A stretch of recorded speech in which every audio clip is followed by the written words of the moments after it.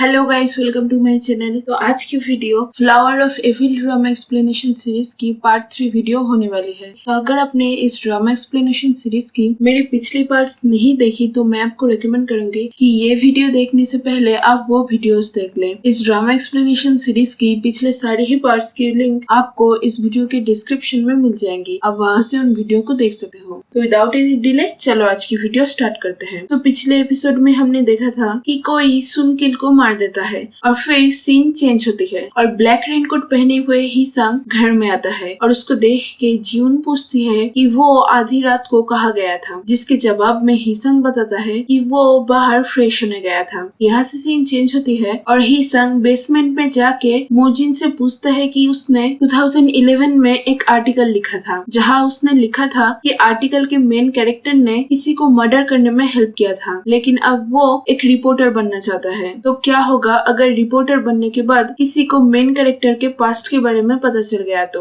और main character के पास murder के टाइम की वीडियो भी है, क्योंकि मेन कैरेक्टर मर्डर होने के वक्त नहीं जानता था कि वहाँ मर्डर होने वाला है। तो इस आर्टिकल को पढ़ के हीसंग मोजिन से पूछता है कि क्या यहाँ वो अपने बारे में बात कर रहा था और क्या उसके पास हीसंग ने जो मर्डर किए थे उसका वीडियो है, जिसको सुन के मोजिन बोलता है कि वो इन सब के बारे में किसी को भी कुछ भी नहीं बताएगा। तो ये सुन के हीसंग वहाँ से चला जाता है। अगले दिन जियून और होजुन सुनकिल के मर्डर की खबर पाके मर्डर साइट पे जाते हैं, जहाँ जियून देखती है कि सुनकिल का भी थंबनेल को उखाड़ा गया है और उसके शरीर में बहुत सारे घाव है और उसके बॉडी के पास कुत्ते का पट्टा है जो कि युनजू मर्डर केस के साथ सिमिलर था। फिर जियून मर्डर के दिन की सीसीटीवी फुटेज चेक करती है, जहाँ वो देखती है कि किलन ने एक ब्लैक रेनकोट पहना हुआ था और उसने बहुत ही चालाकी से मर्डर करते वक्त अपनी फेस को छुपाया है। तो ब्लैक रेनकोट देख के जियून पिछली रात की बात को याद करती है, जहाँ पर हीसंग भी ब्लैक रेनकोट पहन के घर वापस आया था। इसके बाद सुनकिल के मर्डर साइट को देख के डिटेक्टिव ली बोलता है कि युनजू मर्डर केस में किलर कुत्ते के पट्टे को विक्टिम के पास रखता था। इस इंफॉर्मेशन को तब किसी को भी बताया नहीं गया था, लेकिन फिर भी इस बार किलर ने वही सेम ब्रांड के कुत्ते के पट्टे को यूज किया था। इसके बाद जियून को पता चलता है कि सुनकिल ने मर्डर के दिन मोजिन को कॉल किया था, तो इसीलिए जियून मोजिन के बारे में पता लगाने के लिए मोजिन के घर जाने के लिए निकल पड़ती है। और दूसरी तरफ हीसंग भी मोजिन के घर पर जाता है उस वीडियो को लेने जहाँ पर उसने उस सरपंच को मारा था। तो हीसंग जब मोजिन के घर छानबीन कर रहा होता है तभी वहाँ जियून आती है और जियून को देख के हीसंग मोजिन के रूम के बालकनी में छुप जाता है। तो मोजिन के रूम को ढूंढते हुए जियून उस बालकनी की तरफ जा रही होती है कि तभी हीसंग बालकनी से जियून को कॉल करके बोलता है कि मोजिन उसके वर्कशॉप में है और वो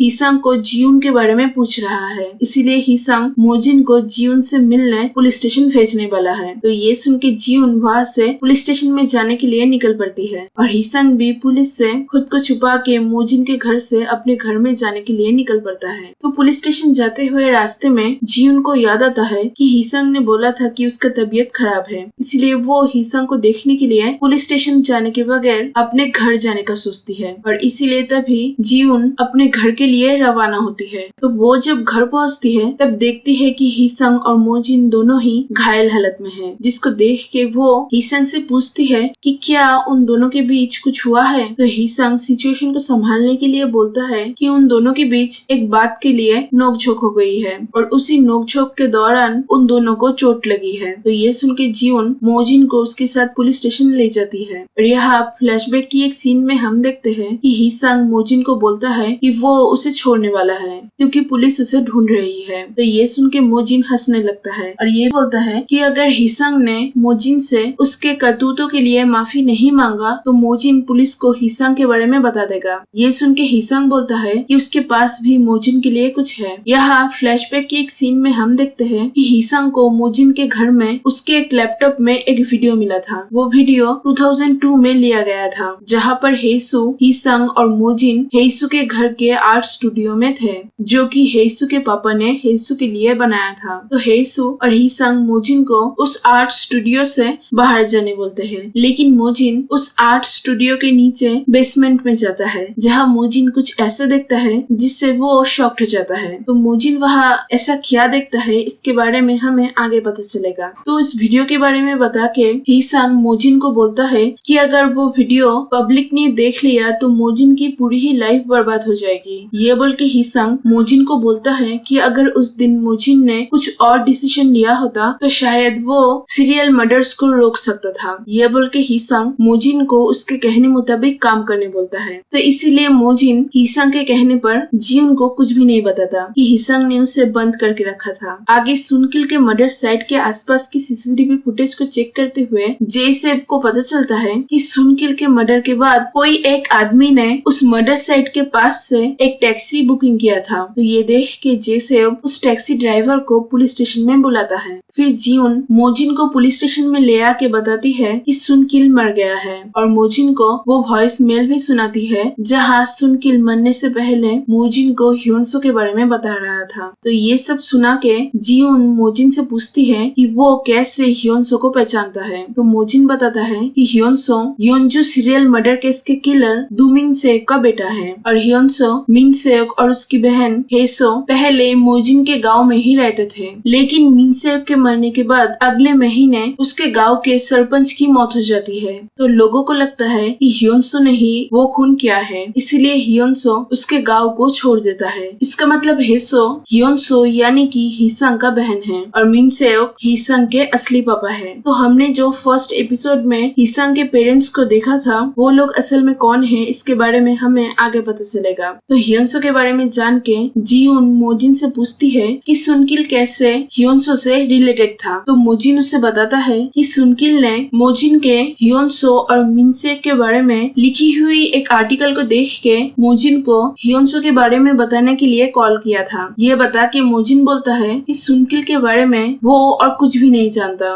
इसके बाद जेसेब उस टैक्सी ड्राइवर से मिलता है जिसको कि जेसेब ने सीसीटीवी फुटेज में सुनकिल के मर्डर साइट पे देखा था। तो उस टैक्सी ड्राइवर से पूछताछ करने से जेसेब को पता चलता है कि उस दिन एक आदमी सुनकिल के मर्डर साइट पे उतरता है और वहाँ उतर के कहीं जाता है और जाने से पहले टैक्सी ड्राइवर को बोल के जाता है कि वो कुछ ही देर में वहाँ वापस आएगा। तो इसीलिए टैक्सी ड्राइवर को उसके लिए वेट करने बोलता है। इसके बाद कुछ देर बाद वो आदमी फिर से उस टैक्सी ड्राइवर के टैक्सी में चढ़ता है और वहाँ से कहीं जाता है और उस टैक्सी ड्राइवर ने उस आदमी से रास्ते में पूछा था कि वो आदमी क्या काम करता है, जिसके जवाब में वो आदमी बोलता है कि उसके पापा जो काम करते थे वो वही करता है। यहाँ से सीन चेंज होती है और जियोन और होजुन उस रेस्टोरेंट में जाते हैं जहाँ पर सुनकिल और ह्योनसो काम करते थे। तो उस रेस्टोरेंट के शेफ से जियोन को पता चलता है कि ह्योनसो काम करते हुए अचानक एक दिन रेस्टोरेंट छोड़ देता है और सुनकिल के पास एक दिन बहुत सारे पैसे आ जाते हैं, जिसके बाद वो अपनी खुद की रेस्टोरेंट खोल लेता है। आगे हम हिसंग को देखते हैं जिसको कि अपनी बॉडी पर एक घाव के निशान को देख के पास्ट की बातें याद आता है। यहाँ सीन पास्ट में जाती है जहाँ हम उस दिन को देखते हैं जिस दिन सुनकिल ने हिसंग को मारने की कोशिश किया था। तो हिसंग सुनकिल को रोकने के लिए उसके पास से चाकू को लेके सुनकिल के ऊपर हमला करता है।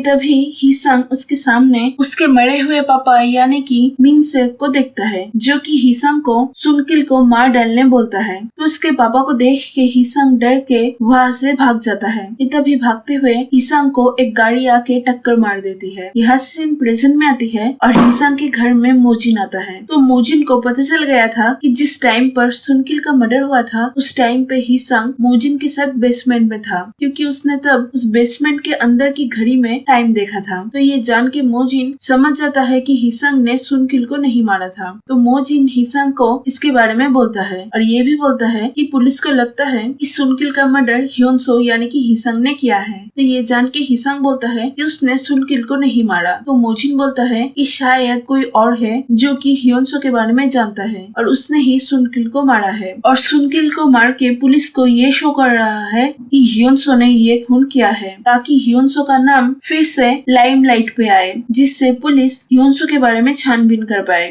आगे हम सुनकिल के किलर को देखते हैं जो कि एक जगह पर जाता है जहाँ के एक वॉल पूरी ही मर्डर केसेस के न्यूज़पेपर कटिंग से भरी हुई थी। वहाँ पर मिंगसेक की फोटो भी थी। इसके बाद अचानक से वो आदमी खांसने लगता है जिससे उसके मुंह से खून निकलने लगता है। फिर वो आदमी अपना दवाई लेता है और तभी हम उस आदमी के पास एक चाबी के रिंग को देखते हैं जहाँ पर एक मछली पेंट किया हुआ था। आगे हम जियोन और बाकी के पुलिस ऑफिसर्स को सुनकिल के केस के बारे में डिस्कस करते हुए देखते हैं जहाँ वो लोग यही सोचते रहते हैं कि असल में इतने दिनों से हियोन सो कहाँ पर है, और पुलिस के पास हियोन सो की चाइल्डहुड की एक ही फोटो थी, क्योंकि हियोन सो ने अपने घर छोड़ने से पहले उस घर को पूरा ही जला दिया था। आगे हिसंग की माँ न्यूज में सुनती है कि हियोन सो ने सुन किल को मारा है, जिसको सुन के हिसंग की माँ पूरा ही गुस्सा हो जाती है और हिसंग को फोन करके मिलने बुलाती है। तो हिसंग जब वहाँ पहुँचता है तब उसकी माँ गुस्से में उससे पूछती है कि क्या उसने और एक खून किया है, जिसके जवाब में हिसंग बोलता है कि उसने सुन किल को नहीं मारा। तो उसकी माँ उसे बोलती है कि अगर उसे पता होता कि हिसंग पास्ट की ही तरह एक बार फिर गलती करने वाला है तो वो कभी भी हियोन सो को हिसंग नहीं बनाती। यहाँ से सीन चेंज होती है और हम देखते हैं कि हिसंग के पापा